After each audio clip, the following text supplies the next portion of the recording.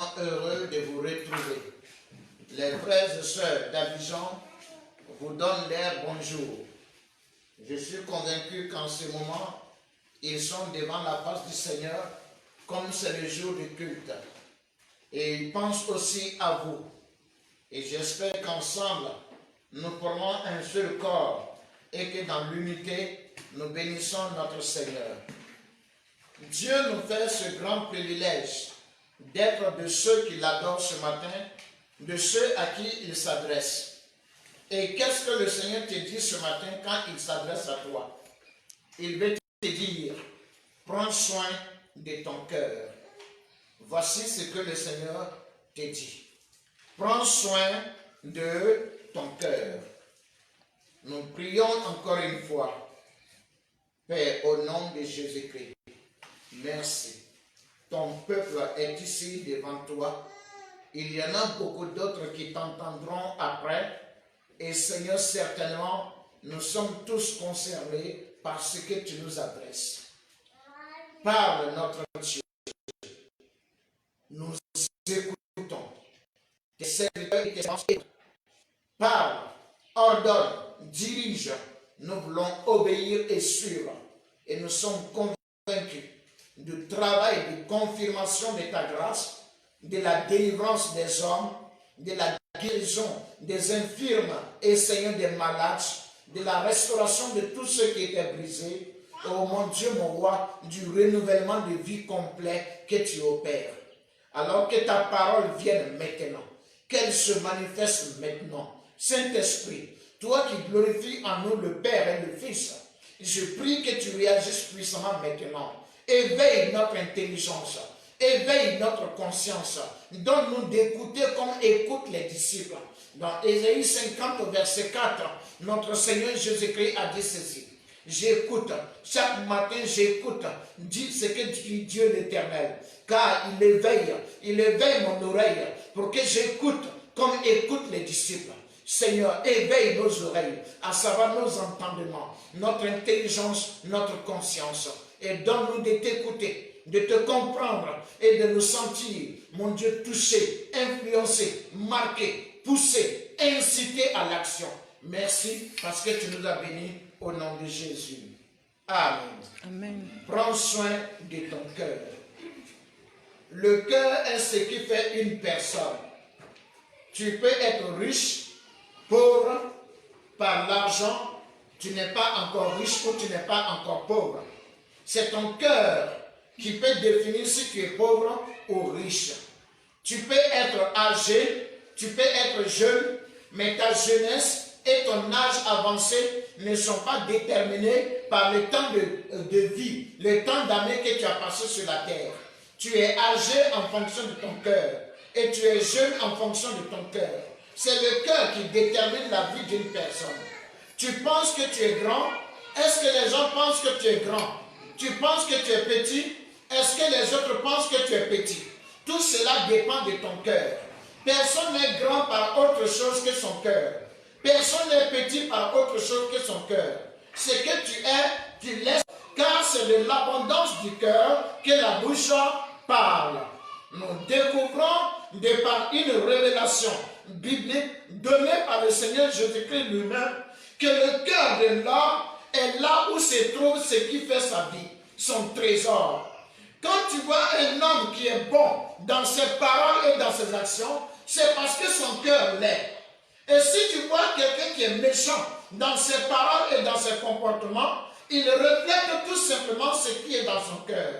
Alors fais attention, examine-toi et pose-toi la question. Est-ce que ton cœur est désirable? Est-ce que dans ton cœur se trouve ce que l'on souhaiterait, ce que Dieu veut? Frères, sœurs, notre cœur est comme un dépôt. C'est là-bas que se trouve ce qui doit faire notre vie. Alors si ce qui est déposé dedans est bien, ta vie sera bien. Mais si ce qui est déposé dans ton cœur est mauvais, sache que ta vie sera de ce cœur pour déposer ce que lui il juge bon, utile, nécessaire, indispensable, important. Mais si ton cœur n'appartient pas à Dieu, si tu ne lui donnes pas, fais attention. Parce que tu vas déposer, lui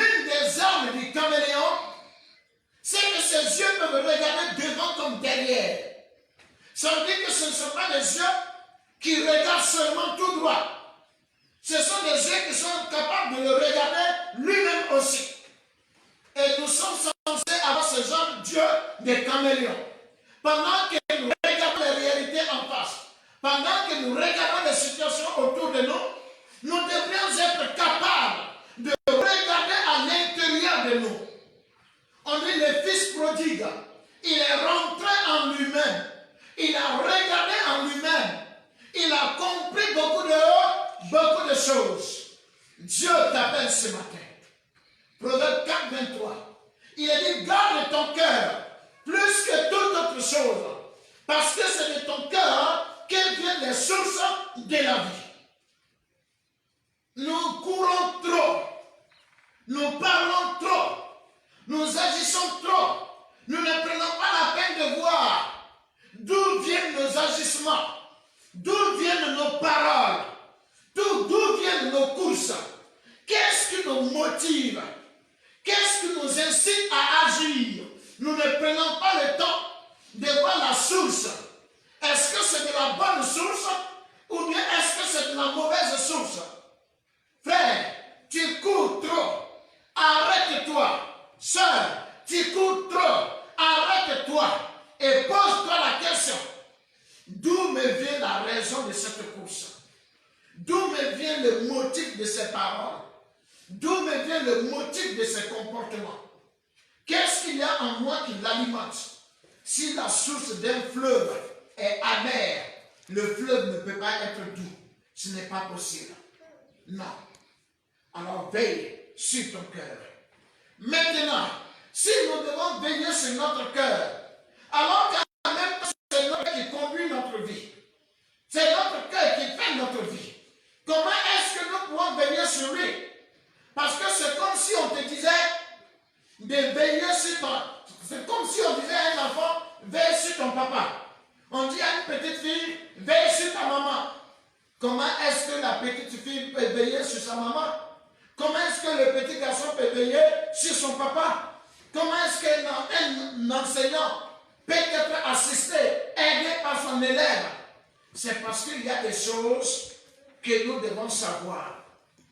Et nous devons comprendre que si nous ne voyons pas ces choses-là, il y a un problème. Mais si nous les voyons, il n'y a pas de problème. Voilà ce que ça signifie. Vous savez, il y a certains portables. Quand la batterie commence à s'épuiser, ça commence à donner des signes. C'est à partir des signes qu'on comprend que la batterie de l'appareil est en train de s'épuiser. Mais tant que nous ne voyons pas ces signes, nous considérons que la batterie va bien. Alors il en est de même pour nous. Il y a des signes par lesquels nous découvrons que notre cœur va mal. Et il y en a par lesquels nous savons que notre cœur va bien. Alors si ton cœur va mal, tu dois le savoir. S'il va bien, tu dois aussi le savoir. Mais comment un homme, par quel signe, un homme peut savoir que son cœur va bien ou qu'il va mal? Le premier signe par lequel tu peux savoir que ton cœur va bien, c'est qu'il aime la vérité. Si un cœur va bien, c'est un cœur qui aime la vérité. Tout cœur qui n'aime pas la vérité est un cœur qui va mal. 2 Thessaloniciens, chapitre 2. Les versets 8 à 10. C'est le 10 qui m'intéresse, mais nous commençons au verset 8. Et alors l'impie, et alors paraîtra l'impie que le Seigneur Jésus détruira par le souffle de sa bouche et qu'il anéantira par l'éclat de son avènement.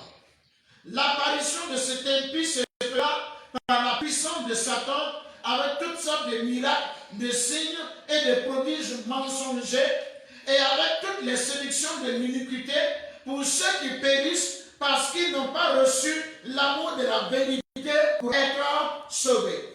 Ils n'ont pas reçu quoi? L'amour de la vérité. Frère, sœur, si dans le dépôt de ton cœur, il manque l'amour de la vérité, il y a un problème. En fait, qu'est-ce que c'est que la vérité? La vérité, en réalité, est l'information qui te présente les réalités telles qu'elles sont.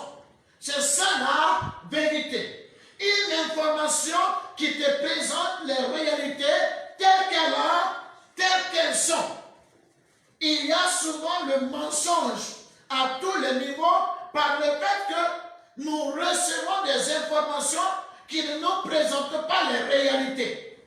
Quand un homme va pour chercher de l'argent chez les occultistes, les mystiques, ce qu'on lui présente, c'est cet argent et son pouvoir, sa puissance. Mais on ne lui présente pas les conséquences qui vont venir après le pouvoir de cet argent. Donc il y a seulement l'information sur une partie de la réalité. L'information qui lui a été donnée ne présente pas la réalité telle qu'elle est. C'est du mensonge. Satan a posé une question à Ève. Il a dit, est-ce que c'est vrai que Dieu vous a interdit de manger de ce fruit? Elle a dit oui. Parce que le jour où nous allons en manger, nous mourrons. Écoutez ce que Satan va dire à Ève. Il dit, ce n'est pas vrai. Dieu sait que si vous mangez de ce fruit, vous allez devenir comme lui. Ce n'est pas totalement du mensonge. Mais à partir de moi, ce n'est pas la vérité, c'est faux. Parce que le jour où Adam et Ève mangent de ce fruit, ils ont la connaissance. Ça veut dire maintenant, ils savent apprécier les informations. C'est ça la connaissance ici. Quand Dieu parle de la connaissance du bien et du mal, il parle de ce que tu as la capacité d'apprécier une information, l'accepter ou la rejeter. Ce n'était pas faux, parce que Dieu avait cette capacité. Mais ce qu'il n'a pas ajouté, c'est que quand tu vas être capable de cela, tu ne seras pas capable d'accepter seulement la bonne information. Donc c'était du mensonge. Et aujourd'hui, les gens n'aiment pas quand on leur donne l'information qui présente les réalités telles qu'elles sont. Les cœurs des hommes ont choisi le mensonge. Ils veulent qu'on leur parle des choses qui leur font plaisir à entendre. J'ai envie de me sentir bien. Alors je veux qu'on me dise que je vais me sentir bien.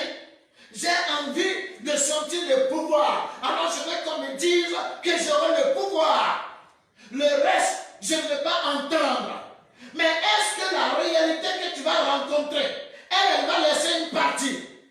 Elle ne va pas laisser une partie. Tu vas vivre la réalité telle qu'elle est. Alors c'est mieux que l'information qui vient à toi te présente cette réalité telle qu'elle est. Nous nous comportons mal parce que nous sommes dirigés par le mensonge. Quand le péché, cette présence démoniaque, je ne dirais pas démoniaque parce que le péché contrôle le démon. Le péché contrôle même Satan. Oui, Satan n'est pas notre premier ennemi.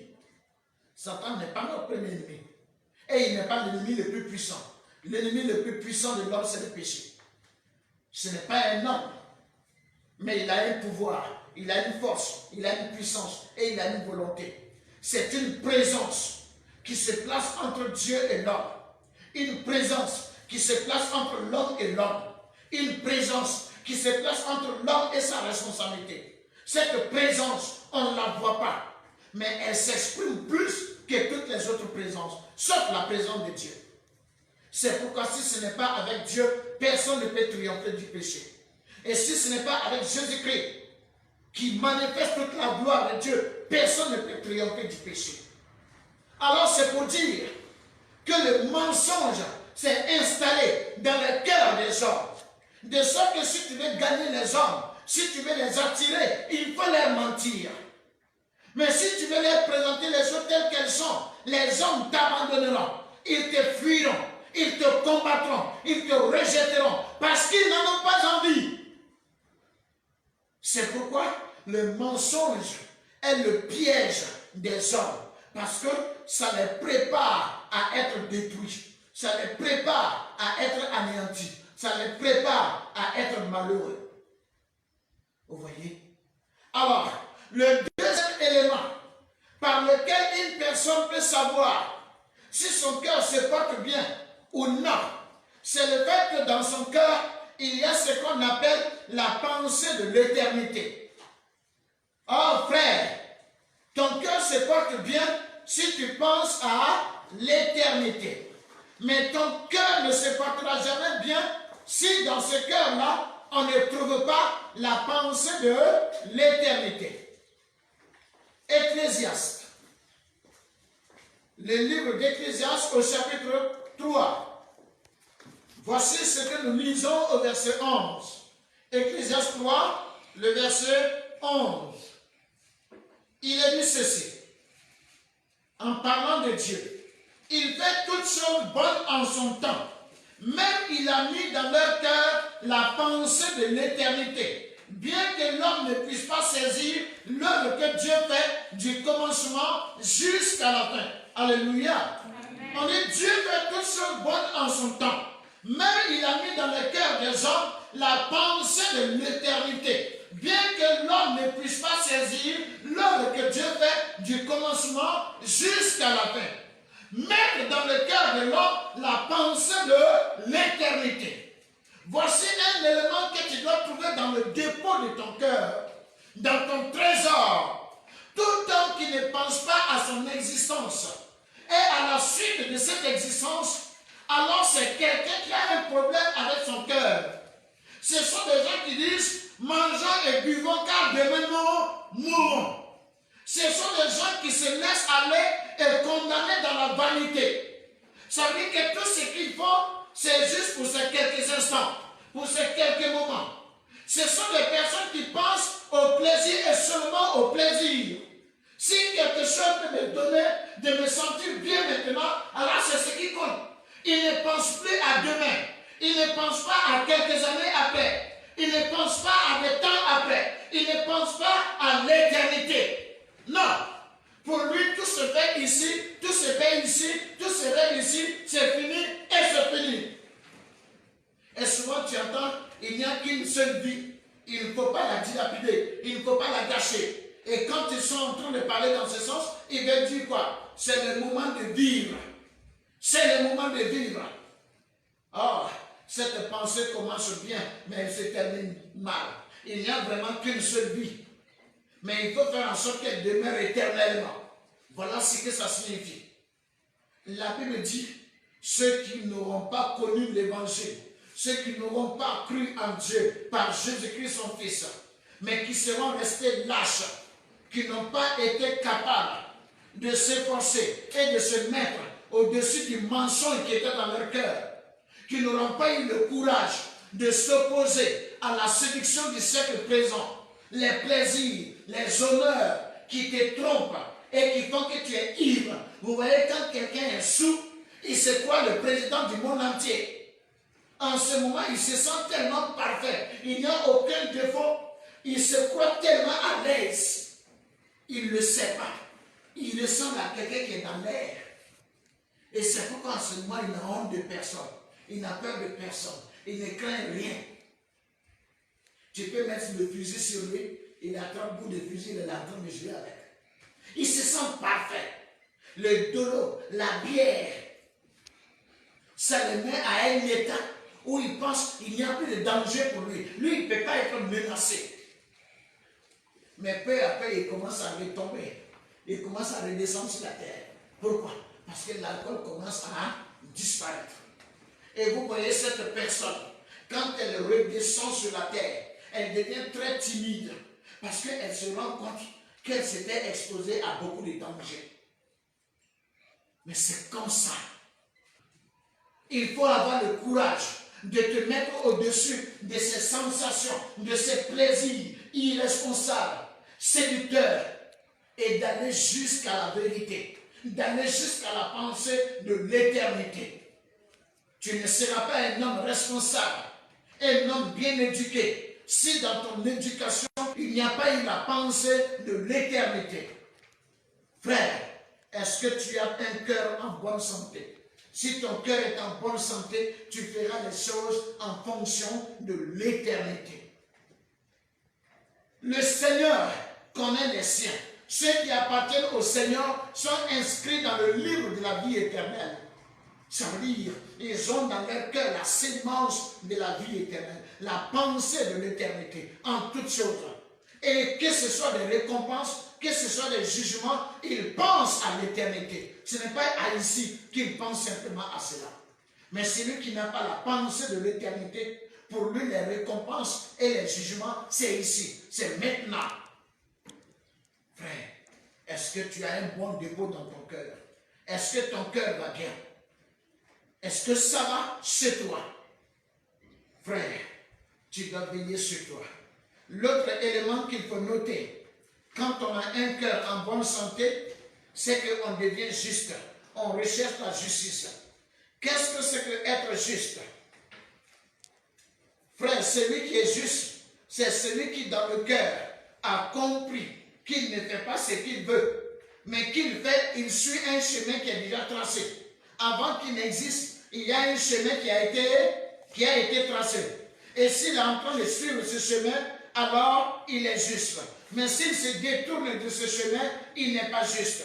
Et le chemin que Dieu trace devant chaque personne avant qu'il ne naisse, c'est le chemin du bien. Dieu t'a appelé à faire le bien. Jacques 4, 17. Celui qui sait faire le bien et qui ne le fait pas commet un péché. Jacques 4, le verset 17. Si quelqu'un peut faire le bien et qu'il ne le fait pas, il commet un péché. Même dans le monde, il y a des lois qui condamnent quelqu'un qui a vu une autre personne en train de mourir. Il pouvait l'aider, il n'a pas aidé. On l'appelle le délit de non-assistance à personne en danger. Ça veut dire que quelqu'un est en train de mourir. Quelqu'un est en danger. Tu peux le sauver, mais tu le regardes et tu ne fais rien. Tu peux aller en prison pour ça. Ça existe dans les lois des pays. Mais ils n'ont pas pris ça ailleurs. Ils ont pris ça dans la conscience. Ils ont pris ça dans la Bible. Nous sommes appelés à faire le bien. Le juste comprend qu'il ne fait pas ce qu'il veut, mais il fait ce qui a déjà été tracé. Vous voyez? Éphésiens 2, 10 nous dit ceci. Nous sommes l'ouvrage de Dieu, ayant été créés. Vous voyez? Ayant été créés pour pratiquer. Non, je vais le lire correctement pour ne pas avoir à mal paraphraser. Je vais bien qu'on le lise. Éphésiens chapitre 2, le verset 10. Voici la parole. Il est dit ceci. Car nous sommes son ouvrage, ayant été créés en Jésus-Christ pour de bonnes œuvres que Dieu a préparées d'avance afin que nous les pratiquions. Des œuvres que Dieu a préparées d'avance afin que nous les pratiquions. Un juste, c'est celui qui pratique les œuvres que Dieu a préparées d'avance. L'amour, la paix, l'unité, l'union, la fidélité, l'obéissance, la générosité, la miséricorde, la compassion.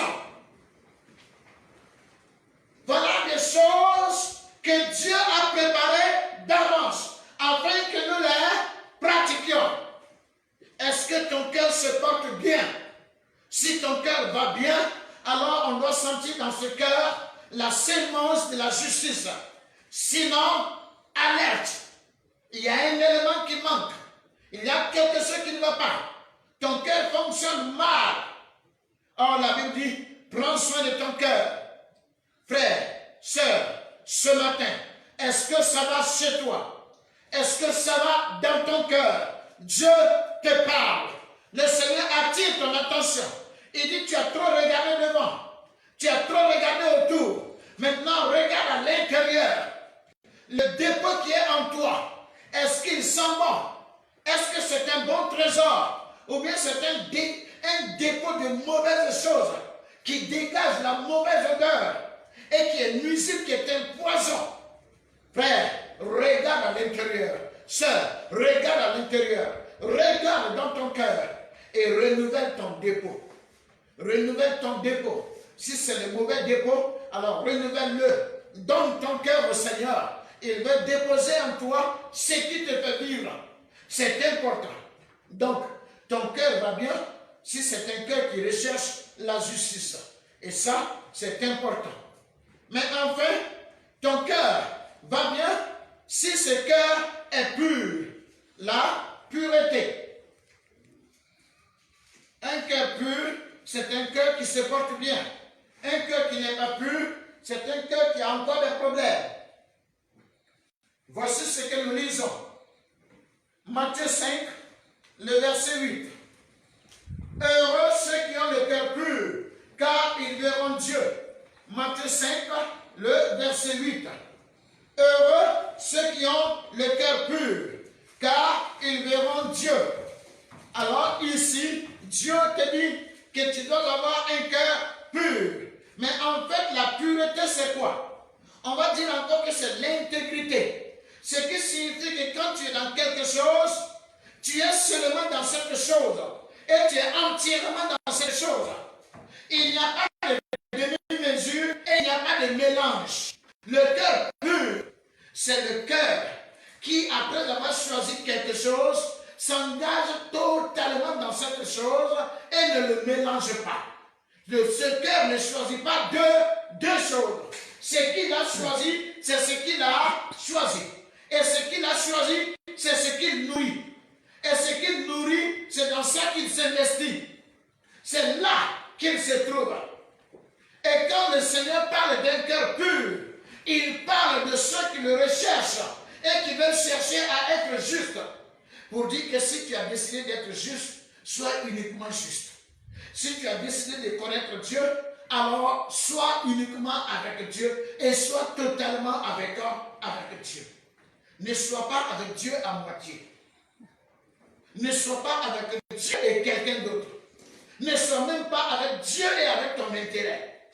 Sois avec Dieu et seulement avec Dieu. Sois juste et seulement juste. Mets-toi dedans. La pureté du cœur, c'est l'intégrité. Un homme intègre, c'est un homme qui reste fidèle à son choix. Un homme qui reste entièrement dédié, consacré à son choix. Quand il a choisi, il l'a choisi. Il ne choisit pas avec hésitation. Il ne choisit pas à demi-mesure. Et quand il choisit, il n'ajoute rien. Ce qu'il a choisi est ce qu'il a choisi. Comment est l'état de ton cœur? Est-ce que ça va chez toi? Est-ce que ça va chez toi? Est-ce que ça va chez moi? Est-ce que ça va chez nous? Comment te sens-tu ce matin? Le Seigneur te dit, prends soin de ton cœur. Prends soin de ton cœur. C'est l'exhortation de Dieu pour toi. Il t'appelle ce matin. Le cœur te fait vivre, mais à toi aussi de le préserver du mal. À toi de le protéger. À toi de le nettoyer. À toi de le sécuriser pour qu'il te fasse le bien qu'il faut. Pour qu'il te prodigue la vie dont tu as besoin.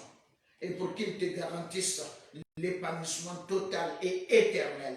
Que Dieu te bénisse. Nous prions. Notre Dieu, merci. Merci dans le nom de Jésus-Christ. Ce matin, tu nous as parlé. Et je suis convaincu que tu es celui qui va nous aider, ô Père Céleste, à faire ce que tu nous as exhorté de faire. Tu nous as recommandé, tu nous as demandé. Nous voulons être des personnes qui nettoient, qui purifient, qui sanctifient leur cœur. Des personnes éternelles, Dieu Tout-Puissant, qui donnent un regard important, Seigneur, au cœur, qui prennent soin de leur cœur véritablement. Et nous prions que tu nous donnes toujours cette attitude alerte, réagissant à tous les niveaux et en tout temps. Merci.